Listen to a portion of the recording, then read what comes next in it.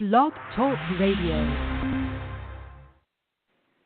Hello, folks. How you doing? It's Danny Tisdale, and you, of course, are listening to the Danny Tisdale Show, where we talk about everything, all things that are Harlem, and almost, I think, possibly the best things that happen in and around Harlem, at least what I think. And I think after you listen to this podcast, you'll feel the same way. I hope you're doing well today.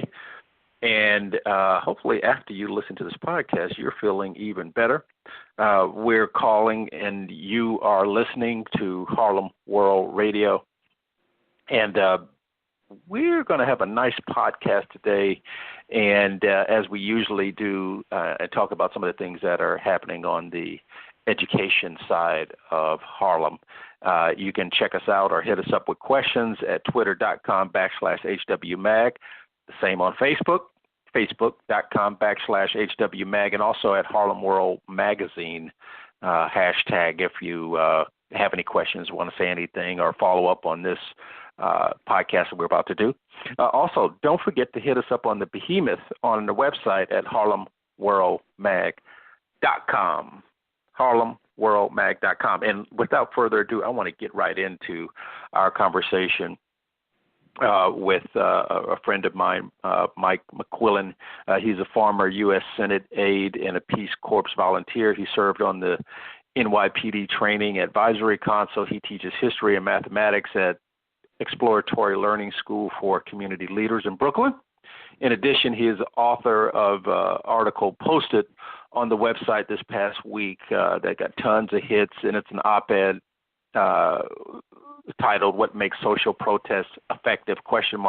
A unique school sends teens citywide seeking answers."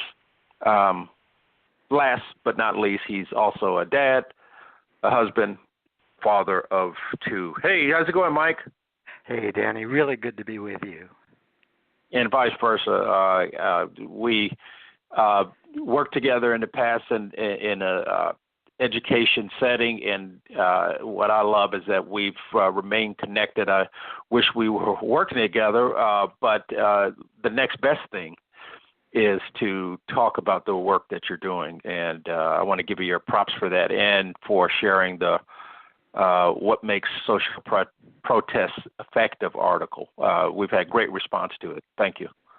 Thank you. And I appreciate that you and Harlem World Magazine and your many listeners and readers support my raising through my voice, the voice of young people like those described in the article, who had a memorable chance to access prominent people who have the power to make some of the social changes that they and we believe we all need.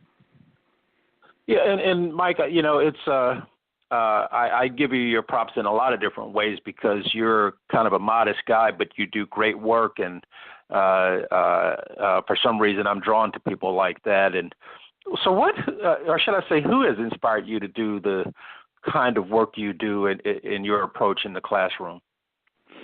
Well, I think we have to go back farther because we're influenced in childhood by the kind of men or the kind of people we want to be when we grow up. And so when I was in fifth grade, after I outgrew my cowboy fascination with Hopalong Cassidy and Roy Rogers, JFK was my hero. My dad took me when I was 7 years old, late in the 1960 campaign, to sit on his shoulders, my dad's shoulders, at a late-stage JFK nighttime rally, and though word kept rippling through the crowd in the rain and in the dark of night that the candidate was running late, his plane was just leaving Boston, and I knew it was going to be way too far past my bedtime for me to see him in the flesh. The experience was so memorable, it leaves a painted picture in my memory at this moment.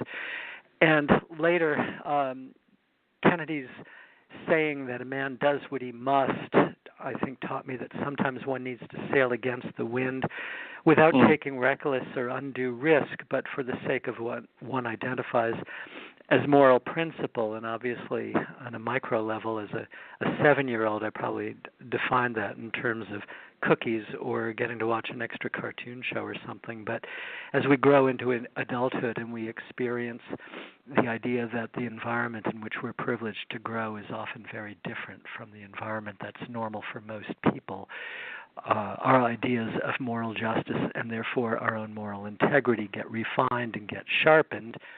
And so when Kennedy grew in his last year, particularly to call for coexistence with the Soviet Union rather than Cold War, right. that also taught me that one can be secure enough in one's own personhood that one can learn new things and change one's perspective and have the guts to express that in public and try to act to make it real. And that stayed with me as I've sought to learn to become first, hopefully, to be thought of as a good teacher, and then to define what it would mean to be a great teacher if one could do that. And then finally, if one could do that, or if one identified colleagues as having done that, to speculate on whether there was an even higher level that one might call exemplary, and if so, what would that look like on a day-to-day basis? So, well, first let me say that had to be an incredible impression that was made with you at 7, and to you to recollect it in a very clear, concise way, the way that you do. And I know you. Thanks again for being here, because I know you're fighting the bug. So, good luck with that. Yeah, thanks. So, it also made me think, here you're mentioning Kennedy, and then we've had the president release more files regarding that. Hopefully it's not too far away, and I'll circle back either way, but You always do. And we know everything connects, don't we, Danny? That's right. Exactly. Any response to those files being released and the Kennedy story by way of President Trump?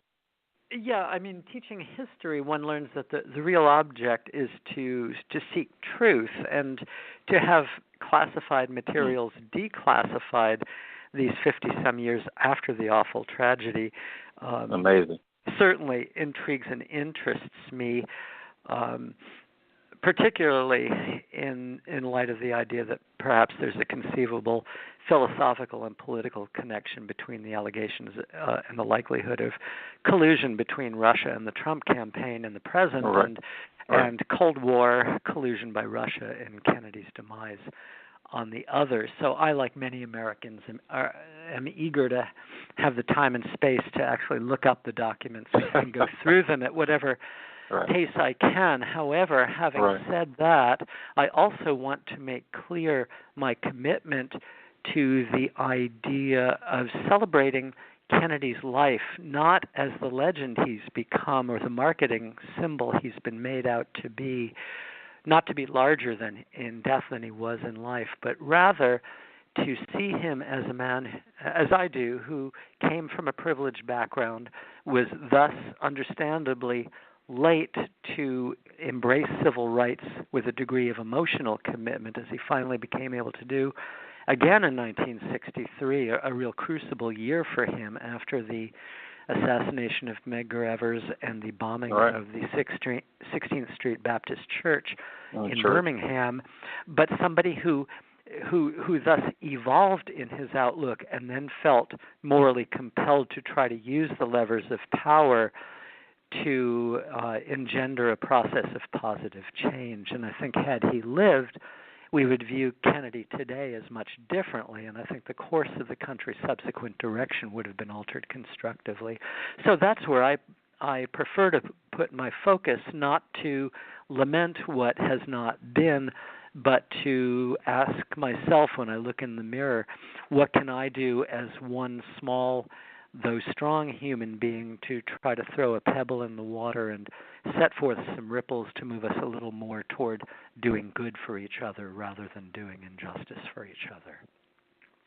Well, Mike, you sound exactly like the words you used in trying to be a great teacher, great educator, because you brought what could sound like a negative into a positive, and I always love that. And you mentioned great teacher, and I just, for the listeners out there, I always send guests questions of what I might ask, and I always say that there'll be starter questions, and I think we've been on for about 10 minutes, and I've only gotten to one of the questions that I said I was going to ask you, because I keep coming up with other questions that I want to ask you.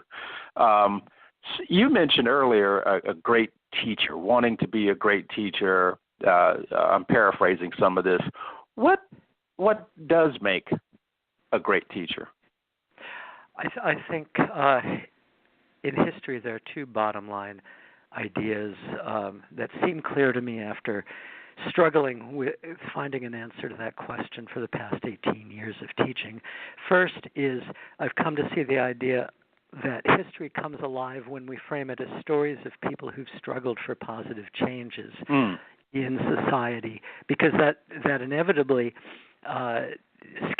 forces us to sketch or encourages us to sketch the setting, the time period, the other players in the drama, the moral dilemma they face, meaning there may be more than one right answer depending on one's perspective for the particular situation we look at, and then to try to identify what one might believe is the way to work for justice without doing injustice to one's adversaries or opponents.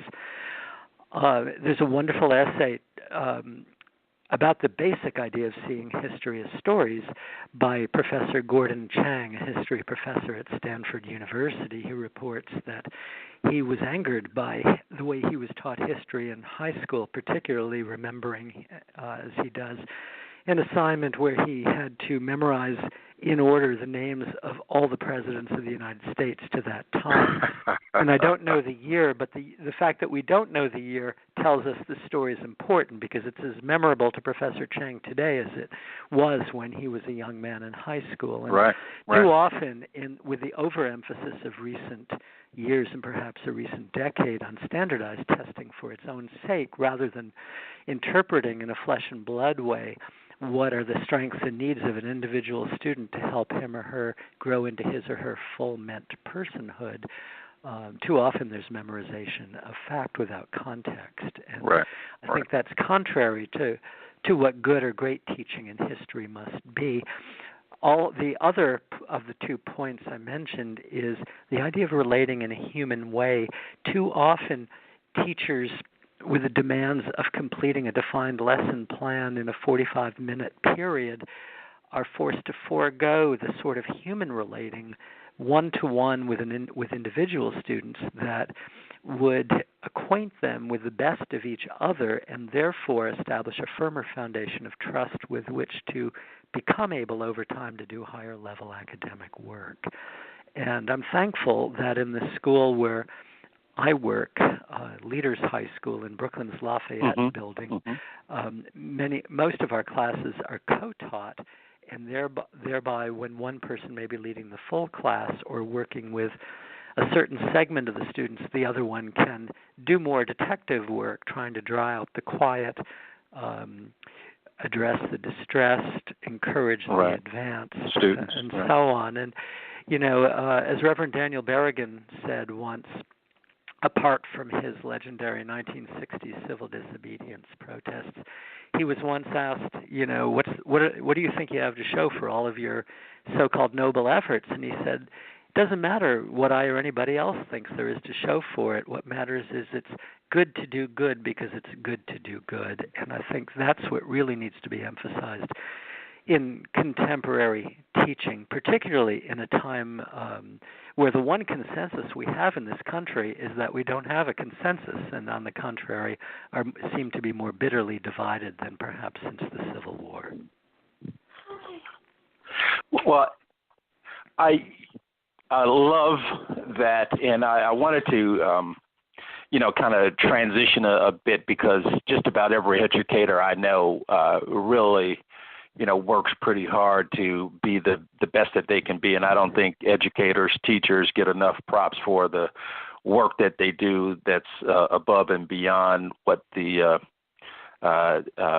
job description asks. But, we're at that halfway point that I mentioned to you, Mike. And before I go into a quick little break here, I wanted to ask you, the name of the project is What Makes Social Protest Effective. Yeah. So that's the question that I have for you is what makes social protests effective? And I ask you that before I go into our station ID, letting our listeners know that they're listening to Danny Tisdale on the Danny Tisdale Show. It's part of Harlem World Radio, and I'm glad that you're listening with us today, taking this time out of your day to listen to our conversation with educator Mike McQuillan. And you can check us out at Facebook at facebook.com/HWMag, also on Twitter at twitter.com/HWMag, and also on HarlemWorldMag.com. Now we're back with Mike, and Mike, I was asking you about the project itself, which was titled What Makes Social Protests Effective. So I asked you, what makes social protests effective? I think first to know what one is protesting and why one should protest. But I mean that in a way that transcends the gut reaction of anger or fear or sorrow or frustration, and rather say one must take the time to identify the issue and then carefully formulate a position based on an analysis of more than one source and more than one side of the controversy. That's one. Secondly, that's important. Secondly, what's the goal? What do we want? And is what we want representing an increase in justice without adding to someone else's injustice? In other words, do we have our moral integrity in this position, or have we made ourselves hypocrites? And then finally, to identify who are the prominent people with the power to make the changes that we believe are in order, and how can we protest in a way that does not make our emotion become a negative issue to be used against the cause we represent, but how do we raise our voices in a way that we can make those voices heard by those people in power, or by people high enough in the societal political totem pole to be able to interpret that message and relay it with some meaning to the people with the power to make changes. And you played a vital role in demonstrating that method by your artist-in-residence work with me, with John Martin, with Meredith Phillips, and the then senior students of the Academy of Urban Planning in Bushwick, where in the aftermath of the terrible shooting of Sean Bell on the eve of his wedding to Nicole Polt, at school, we knew there was a need for students to talk about what had happened and how it impacted them personally, given their racial and ethnic demographic, but also how you and I and Meredith and John decided, when we were told, well, maybe if we were lucky we could get a community affairs officer from the local precinct to come, we said no.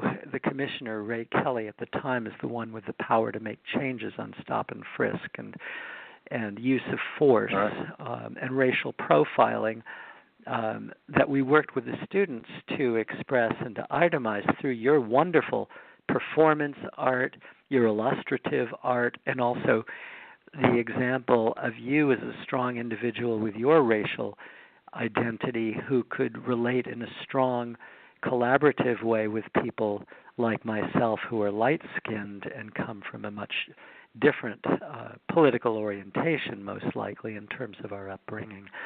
And that taught me that there's more than one way to express that voice, and that the student who may be quiet in classroom discussion may be, if unchained, a vibrant, brilliant artist in a way to reach an audience more effectively at times.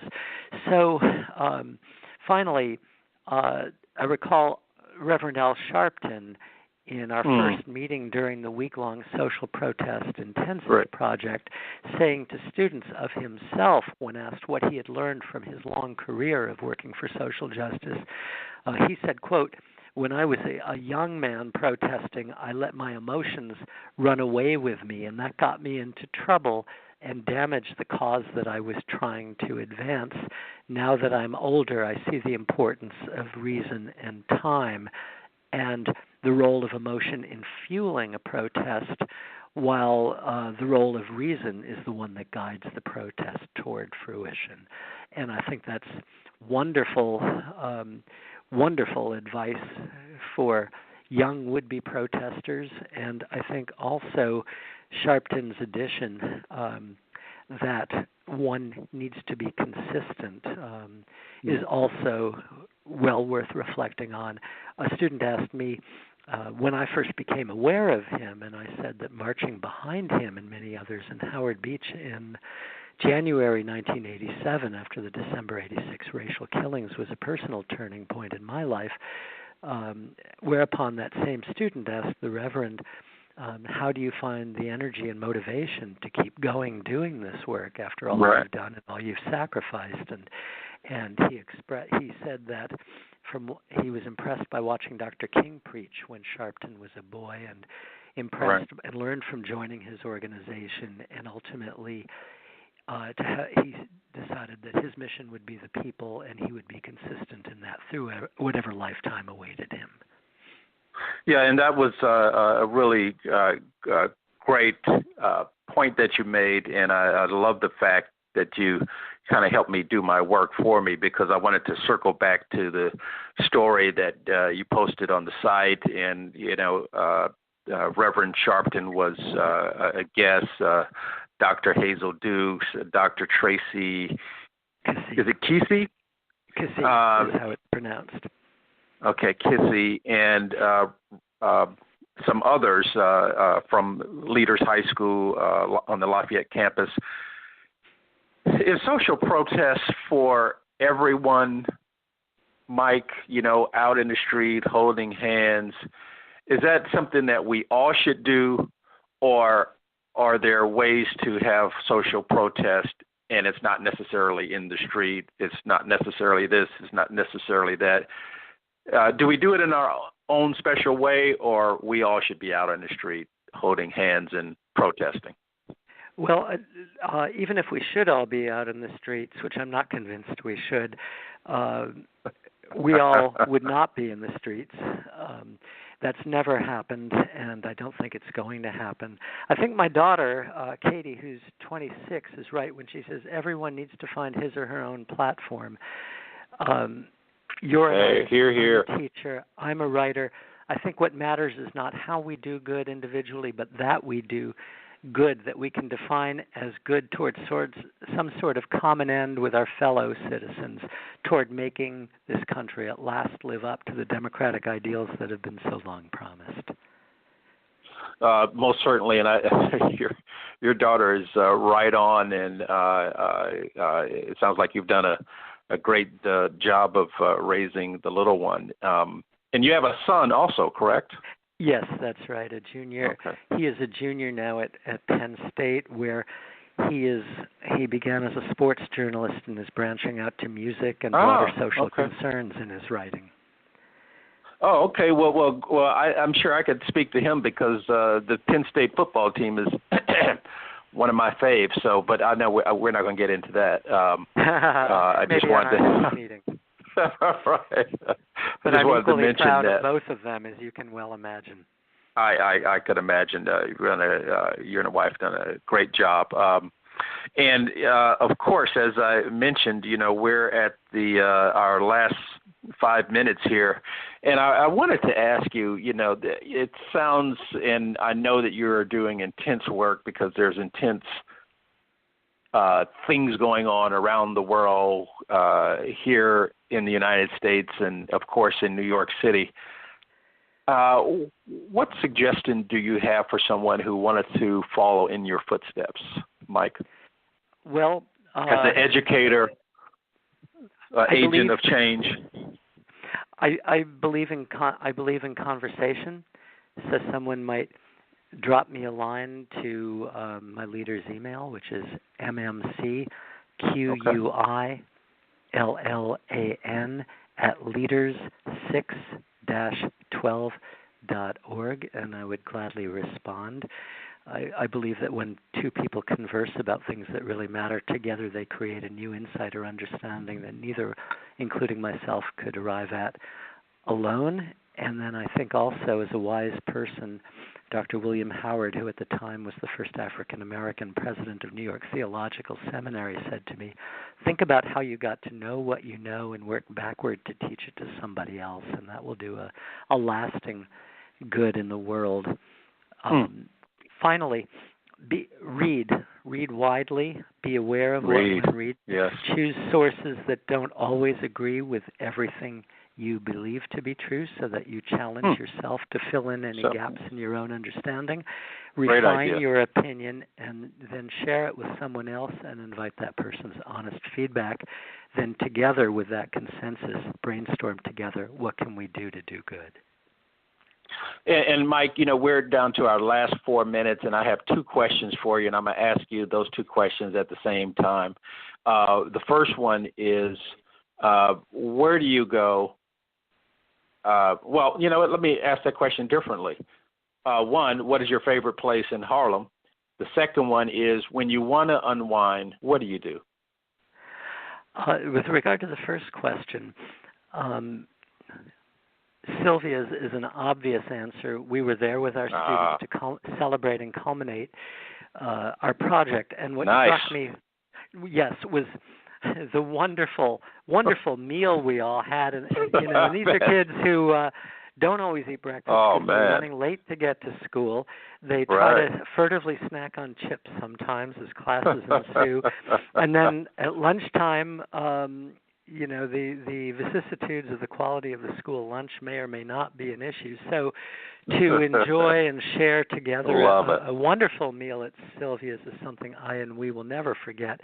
But moreover, to see and to be able to identify for the students the autographed photographs that line the walls, including one they noticed of Reverend Sharpton sitting with President Obama, I think was a priceless, unexpected pleasure, because it helped say to students that they were indeed part of a long tradition of working for justice. So often in the age of cell phones and electronic devices and social media, it seems for many young people that it's all or nothing right now. And in fact, you and we know that time continuums exist, and that's yet another lesson we need to equip our young people with to their own empowerment.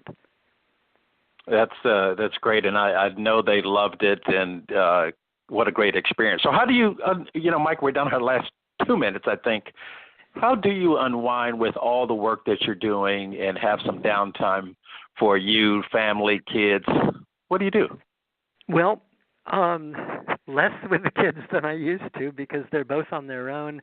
In addition to Sam being at Penn State at age 20, Katie has gone back to school at 26 after some extensive traveling, including volunteering at a social justice conference in Switzerland. Now she's a junior at Evergreen State College outside Seattle. But my wife and I enjoy reading. Saturday is my favorite day of the week, because that's the one day where I vow to do no school work. And we enjoy walking around the Prospect Park parade grounds in almost any weather, but especially if it's a sunsplash day and we get to watch the Caribbean soccer players, the child soccer players, the baseball practicers, the tennis ball whackers, and watch out for the bike riders and dog runners and so on. And that just takes us into a different world. And and then I really enjoy reading history for recreation. Recently I finished the 1863 volume of Carl Sandburg's work on Lincoln, and that was the volume where the decision is taken to issue the Emancipation Proclamation, which is undervalued by many people today, because Lincoln followed through on it to then successfully achieve a forever ban on slavery in the entire United States and all of its future territories, something for which I think he's not gotten the credit he deserves. And that same reading taught me there's always more to the story, which acquainted me with the indispensable role that Frederick Douglass played. Well, Mike, it's perfect timing, because we've got a little change left on the show, and I want to thank you for being a guest on the show. It's always great speaking to you. We've got to do this again. Thank you, Mike, for being on the show, and I know you'll talk and we'll talk soon. Yes. Danny, thank you. I was honored to speak with you and through you to your many listeners. All right. Thank you, Mike. Take care. Bye, Danny. Bye-bye. What gives a Happy Meal its smile? Is it the delicious 4-piece chicken McNuggets with no artificial colors or preservatives? The kid-sized fries? The apple slices? Or the low-fat milk? Maybe. But we think what gives a Happy Meal its smile is watching the whole family enjoying a meal. With a McDonald's Happy Meal, everyone enjoys together. Just $3 on the all-new $1, $2, $3 menu. Prices and participation may vary. Cannot be combined with any other offer or combo meal.